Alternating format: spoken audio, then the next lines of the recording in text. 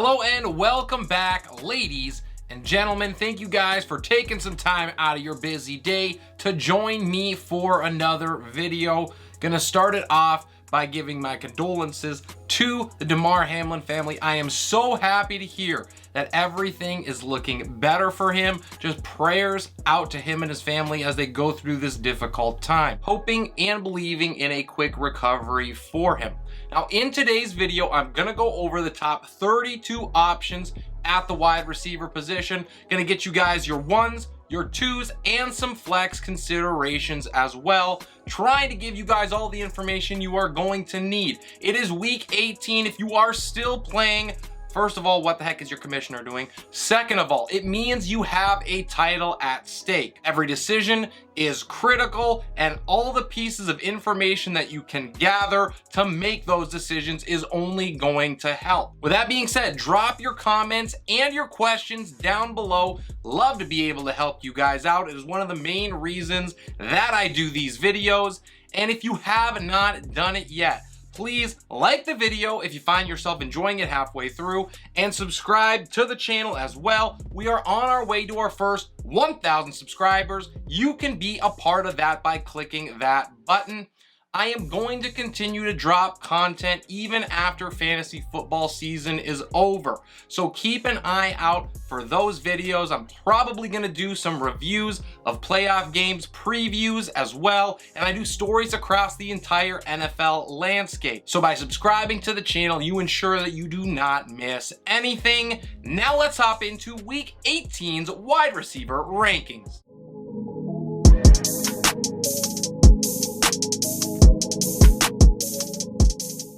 After a massive fall from grace last week, I still have Justin Jefferson here at number 1. He put up his worst performance of the season at the most critical time.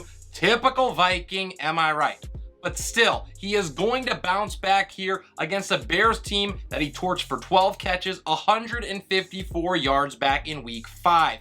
Just have to hope that he gets most of the damage done early, because who knows how long Minnesota starters are going to be in. To number 2, it is Ja'Marr Chase, who did not have a chance to flash in front of a national audience, but it is clear he is the cream of the crop at the position. He is averaging over 13 targets per game in his last 3, and Baltimore is not going to have an answer for him. My third ranked wide receiver is Davante Adams. He showed exactly why you start your studs with everything on the line, and I do apologize if you bumped him out of your lineups based on my ranking of him last week. I think I had him as wide receiver 20. Vegas is going to have to air it out to keep up with Kansas City, so Adams has a good chance at another big game here. To start tier number 2, at 4 is Stefon Diggs. He's going to try to shake off the emotions from last week in a tough matchup here with the Patriots. New England has definitely fallen off some over the last month, and Diggs already posted a wide receiver 1 finish on them this season. Allen is going to want to get his best player involved and on track heading into the playoffs, so I'm expecting plenty of looks for Diggsy. To round out my top 5, it is CeeDee Lamb. He has gotten hot at just the right time. He's racked up 3 straight top 12 finishes.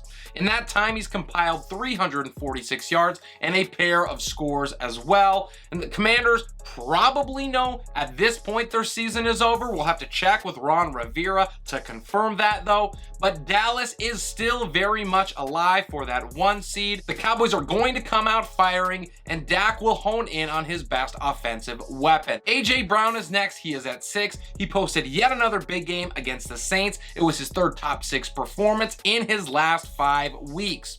The Giants have nothing to play for in this game, so I do not expect their defense really to show up at all, and that means plenty of opportunities for big plays for one of the best yard after catch receivers in the league.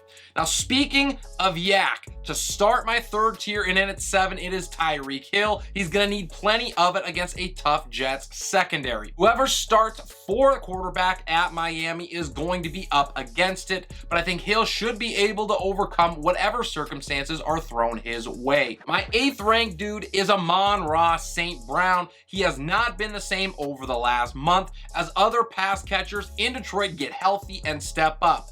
St. Brown has not cracked the top 25 since back in week 13, and he hasn't scored since then either. And the worst part is that he saw just 5 targets last week against the Bears. I chalked that last bit up to the game script, which should be in his favor against a Packs team that the NFL is going to make sure gets that final playoff spot. T. Higgins is next at number 9. He has lived in the end zone over the past 4 games, but he's going to find it hard to get back there against a Ravens secondary that's just allowed 2 scores through the air in their last 3 games. Higgy is good enough to beat any red zone coverage, and Baltimore has not seen anything like this Bengals group that is clicking on all cylinders right now, so I'm betting on the great offense over a fairly good defense. Tier 4 starts. At number 10, it's DK Metcalf, who was absolutely locked down by DJ Reed and Sauce Gardner. He caught just 1 of his 5 targets for 3 yards against New York. The Rams are likely going to make it tough on him again here, but I cannot believe that Metcalf is completely shut down in back-to-back games. DK has posted a top 20 finish immediately after his tanking games 3 times this season. I think he makes it 4 in this one. My 11th ranked wideout is Keenan Allen, who saw his lowest target total since returning from injury. He saw just 6 looks against the Rams. When you consider that he was averaging over 13 per in his 4 games prior to that, I'm going to call this a one-off, and I am going back to the well. I do not fear the Broncos, and LA is going to give it all they have fighting for seeding position. My last wide receiver one in week 18 is Christian Kirk. Now, I know he has not shown up over the last 2 weeks, but that was expected in some really poor matchups.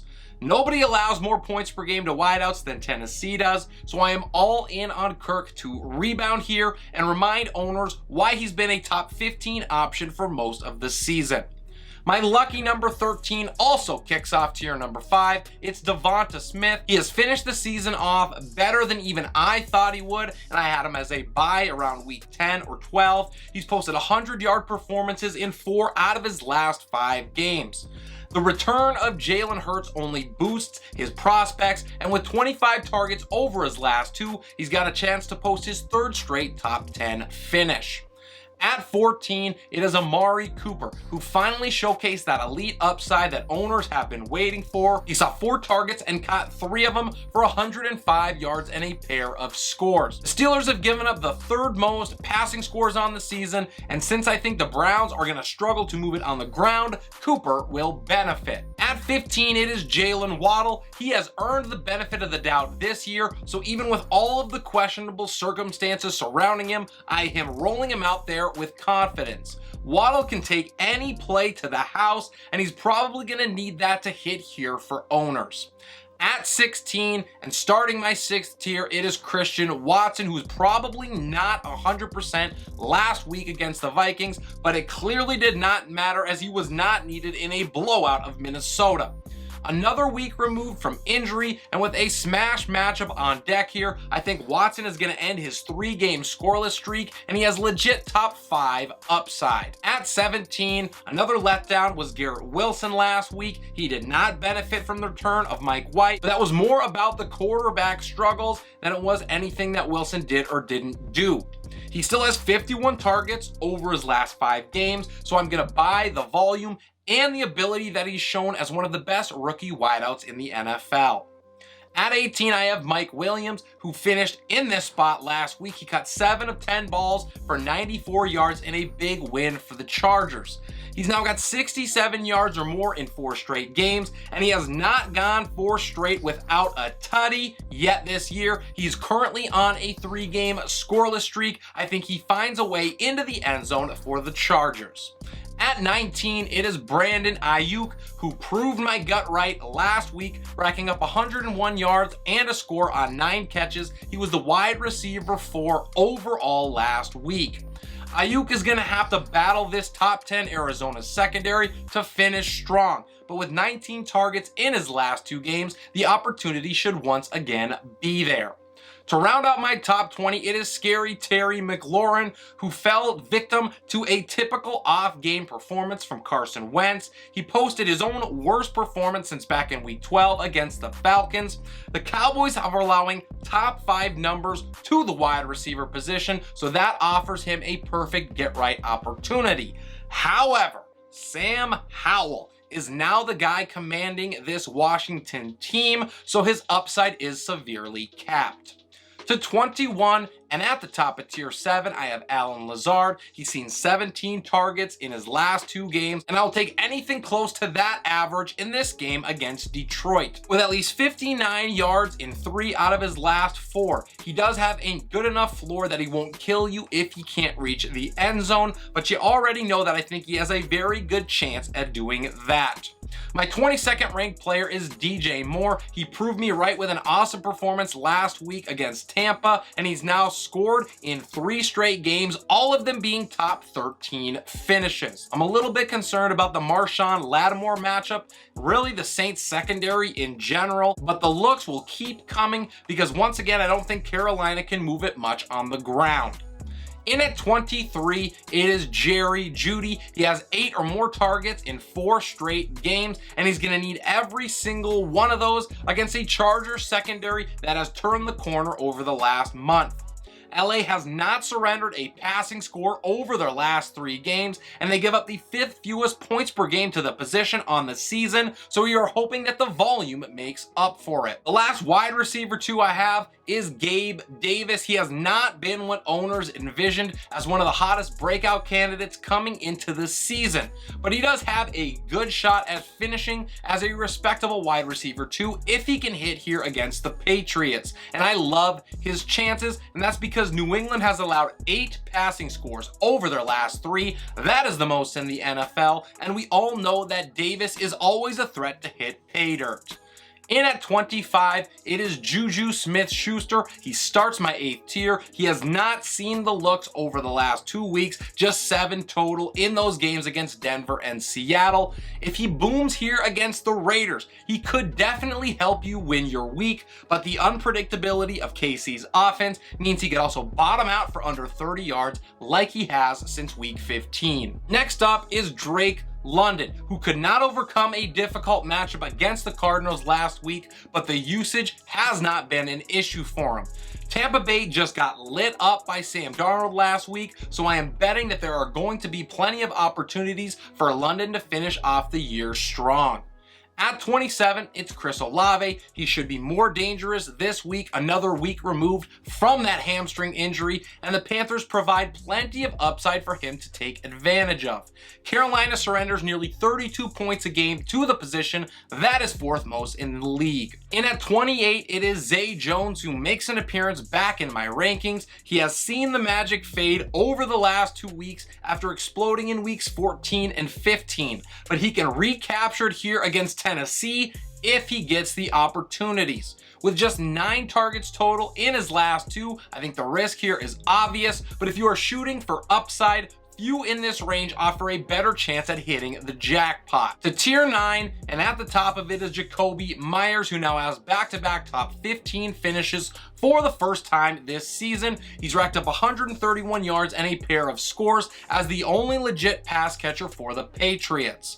Buffalo is going to be a different test altogether, but Meyers has shown an ability to overcome those over the last 2. Tyler Lockett is up next. He rounds out my top 30, and he saw just 2 targets last week as he was in and out of the game against the Jets. He should be a lot healthier this week with another week removed from that finger injury, but there is clear risk with his snap share uncertain. He's averaged over 10 targets in his last 3 fully healthy games, and he could certainly get there once again against the Rams here. My 31st and 32nd wide receivers both are in Tampa Bay. It's Chris Godwin and Mike Evans. I think they're both volatile plays this week because we just do not know how or what Tampa Bay's real plans are. The matchup is incredible, so I understand you wanting to put each of them in your lineups, but I probably would not take that risk unless I am desperate. That being said, I will not fault you if you are feeling them against the Falcons. Couple wide receivers who just missed the cut include Donovan Peoples-Jones on the road against Pittsburgh, Michael Pittman Jr., Deontay Johnson, he's got a home matchup with Cleveland, Marquise Brown, and finally Jahan Dotson at home against Dallas. And that is everything I got for today's video. Really hope you guys enjoyed the content and that you learned something. Make sure you drop any comments or questions down below. Love to be able to get back to you and help you out. Promise that I will get back to every single comment and question that I receive, and I usually give a pretty detailed response as well. I try to give you guys the information of the whys behind the advice that I am giving you. Crush the like button, that helps me out a ton, and subscribe to the channel so you do not miss any of the great content that Relentless Press will continue to bring. This is Relentless Press. I'm your host, Abraham Opas, and I will see you next time.